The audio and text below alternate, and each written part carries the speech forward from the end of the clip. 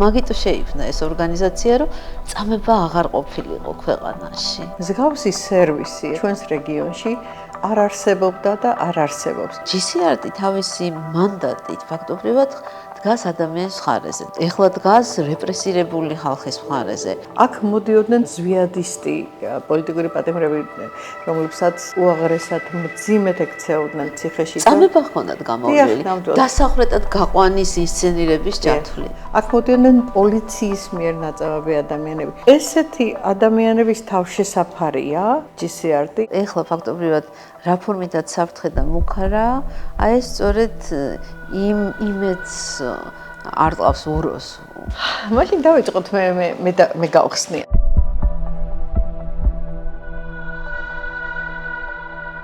ჩვენ აქ ვართ GCRT-ის ოფისში და ვწერთ დიალოგს, რომელიც ეძღვნება ამ ორგანიზაციის 25 წლის თავს. რა მნიშვნელოვანი ორგანიზაცია და მეოთხედი საუკუნის განმავლობაში რა მიღწევები ქონდა, რა გზა გაიარა, ამის რეფლექსია ხდება.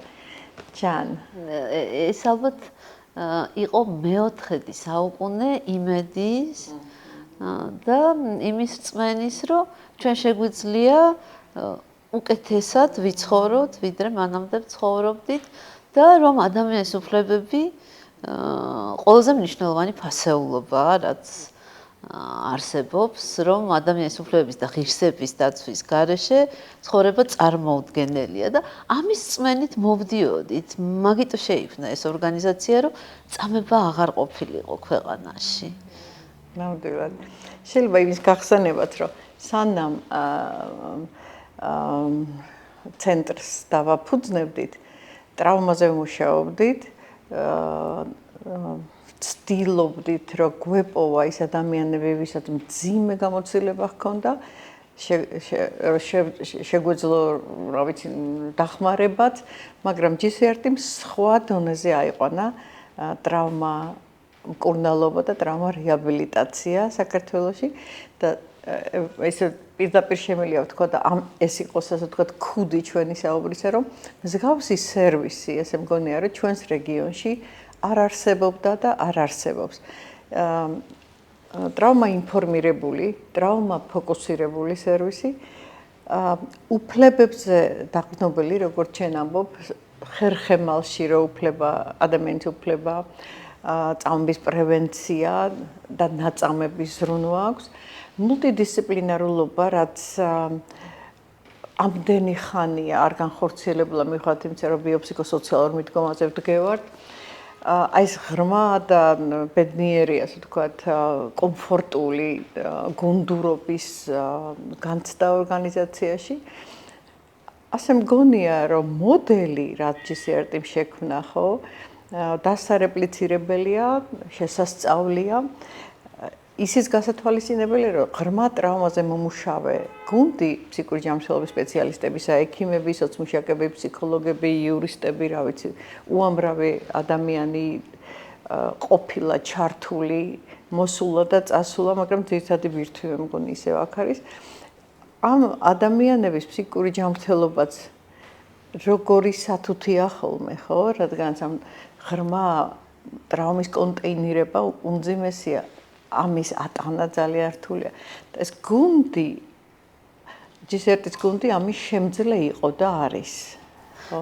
მე მახსოვს, ინგლისელი ექსპერტი ყავდა ოქსფორდის უნივერსიტეტიდან, დონალდ რიდლი და თქვა, რომ ასეთი უნიკალური ორგანიზაციული კულტურა მე არ შემხედრიაო და ალბათ ეს იყო იმაზე, რომ თვითონ გუნდი იყო ისეთი კეთილგანწყობილი, მეგობრული, ღია, მხარდაჭერაზე ორიენტირებული თავისი მოსარგებლეების მიმართ და ერთმანეთის მიმართაც, რომ აი თვითონ ეს ორგანიზაციის ატმოსფერო იყო პირველი მაკურნებელი ფაქტორი, როდესაც მოსარგებლე მოდის GCRT-ში. ხო, მოქნილობაც, ხო, მოქნილობაც. ძალიან ხშირად გახსოვს ქრისტიან პროსტი იკვლევდა წამების მსხვერპლთა დამხმარე ორგანიზაციებს და ამბობდა, რომ სპეციფიური სუბკულტურაა, რადგანაც ეთყობა ესეთი დიდი ტრავმა რაღაცნაირად მართლაც აზიანებს, ხო, მეორად ტრავმატიზაციას, პროფესიულ ტრავმატიზაციას იწვევს ადამიანებში, რაც რა თქმა უნდა GCRT-ის გუნდი, რომელსაც 25 წელია ვიცნობთ, მივყვებით, მეგობრობთ, ხო? რა თქმა უნდა, ეს ადამიანებიც ხანდახან ძალიან დიდი ტვირთის მატარებელნი არიან, მაგრამ რაღაცნაირად აი ამ ერთმანეთის გატანით, კარგი სუპერვიზიით, ინტერვიზიით, გაცნობიერებით, მუდმივი ზრდის მისწრაფებით, კონფერენციები, ხო, ვორქშოპები, რა ვიცი. დაძლიეს. ერთი მომენტია, რომ იმ პერიოდში ჩვენთვის აშკარა იყო, როცა ვიწყებდით GCRT-ს და როცა მუშაობდით, რომ არ არსებობდა მარტივი ტრავმა.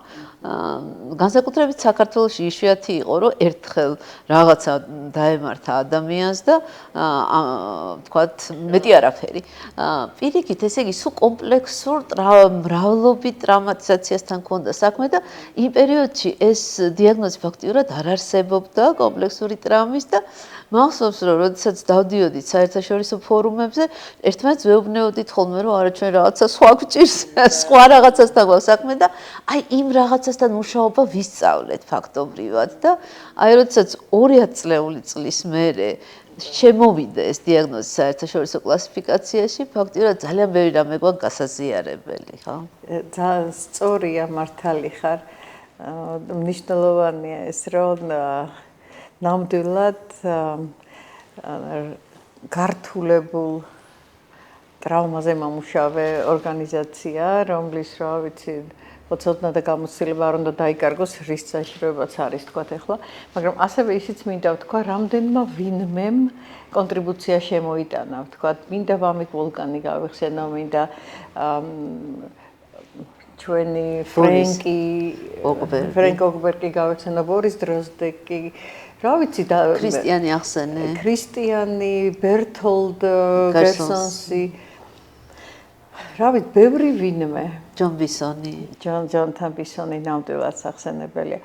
ეს ის ადამიანები არიან და ალბათ ბევრი კიდე გამოგვჭა, ვინც შეეცადა, რომ ჩვენთან ერთად კი არ გვასწავლა, გაეზიარებინა. ეს იმიტომაც არიან მნიშვნელოვანი და ღირსშესანიშნავი ეს კოლეგები, რომ იცოდნენ, რომ ვერ გასწავლიდნენ, იქით სწავლობდნენ ხანდახან.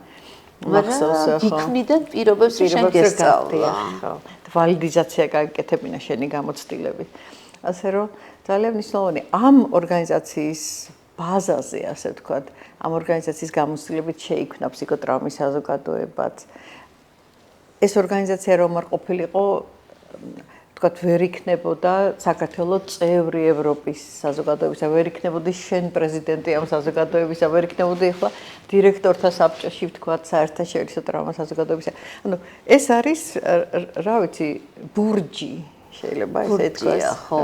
ხო, ის ბაზისია, რომელზეც ვდგევართ პროფესიულად. ნამდვილად. და ალბათ ბევრი რამე, თქვათ, სისაშესტომის მეთოდითაც ვისწავლეთ, ინტუიციითაც ვისწავლეთ, გამოცდილებიდან ვისწავლეთ და ისეთი რაღაცები, მაგალითად, როგორც არის, აი ძალიან სპეციფიური ტრანსფერი და კონტრანსფერი. ხო, ესეთი კომპლექსური ტრავმასთან დაკავშირებული ტრავმის შემთხვევაში, თქვათ, როგორ დაიცვა პროფესიული საზღვრები, როდესაც რაღაცნაირად მაინც ცდილობ, რომ პროფესიული საზღვრები გარღვიო ცოტათი, ხო? გუნდი როგორ გიცავს, როდესაც შეგიძლია გარისკო. ძალიან ბევრი რამე ვისწავლეთ მართალია. და გვაუწყდეს, რომ GCRT-ის თანამედროვე ახალგაზრდა თაობა ჩვენი სამაგისტრო პროგრამის გამოზრდილია. ხო. ესეც შეიძლება აღნიშნოთ, რომ ბევრი ფსიქოტრაუმატოლოგია, ანუ დამთავრებული აქვს ილიას სამაგისტრო პროგრამა ფსიქიკური ჯანმრთელობისა და მისასალმებელია ეს ამბავი ეს არის. ალბათ ამან მოგწა სწორედ აი GCRT-ის მუშაობამ და კომპეტენტური, ასე ვთქვათ, პროფესიონალების აღზრდის საჭიროების დანახვამ მოგწა სტიმული, რომ ილიას უნივერსიტეტში გავაკეთებინა ფსიქიკური ჯანმრთელობის სამაგისტრო პროგრამა, ფსიქოტრაუმატოლოგიის განხრით.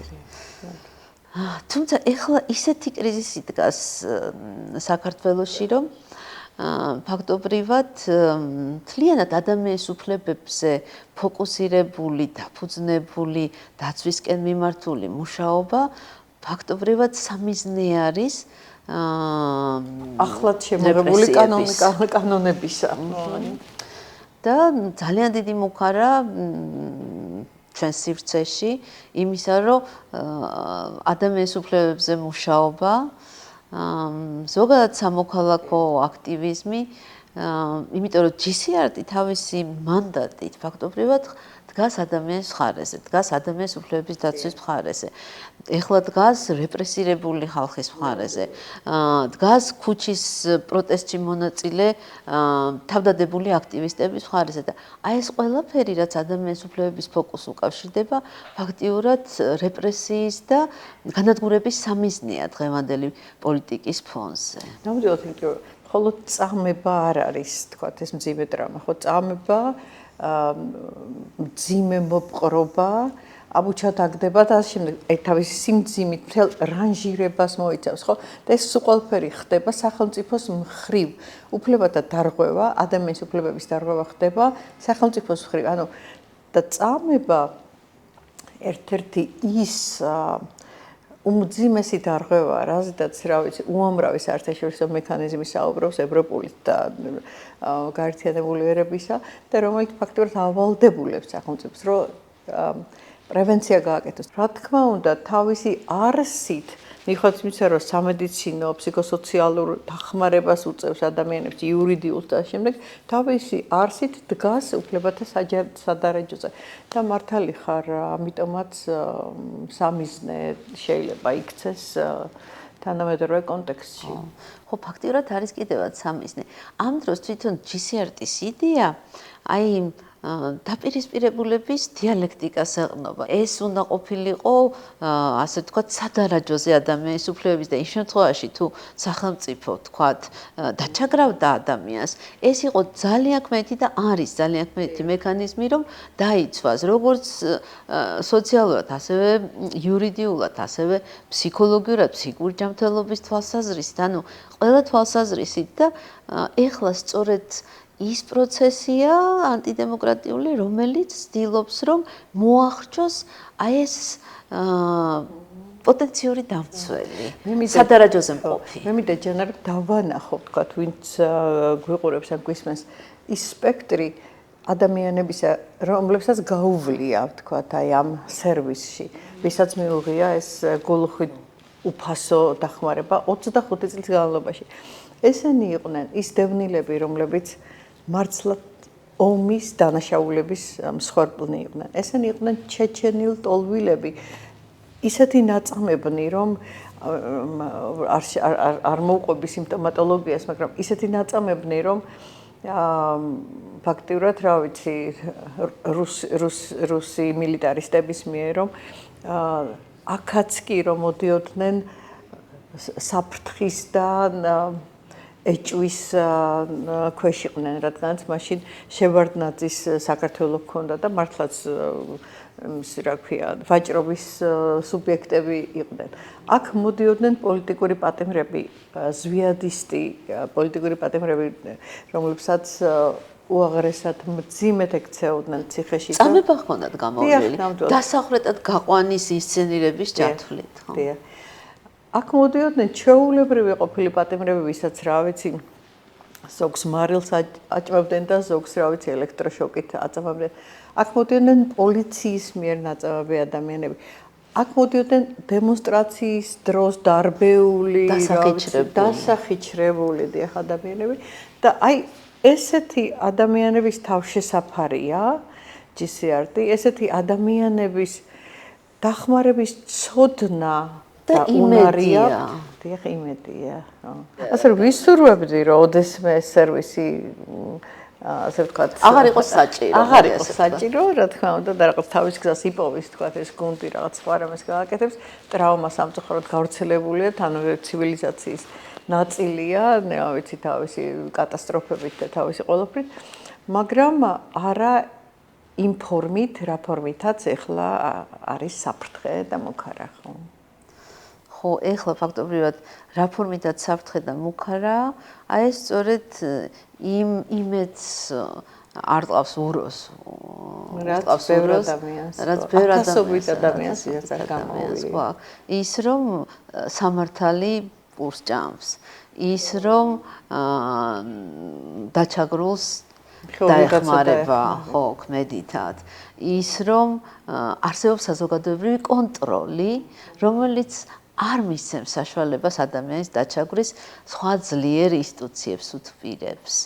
ხო, აი ეს ფაქტიურად ეს არის ახლა მიზანში ამოღებული და ეს ძალიან სამწუხარო რეალობაა და ყოველ შემთხვევაში ვულოცავთ GCRT-ის 25 წლის აი სისხლს სავსე, ღონიერ, კომპეტენტურ, პროფესიონალურ ცხოვრებას და ისიც საინტერესოა, რომ წამების ხელთა საერთაშორისო საბჭოს პრეზიდენტი ქართველი იყო და GCRT-ის დირექტორი ლელა ცისკარიშვილი, ხო? ანუ ეს აღიარება არის, ანუ ხო, ნამდვილად სავსე და ხო საინტერესო გზა გაიარა ორგანიზაციამ, ხო და უნდა ისე იმისას.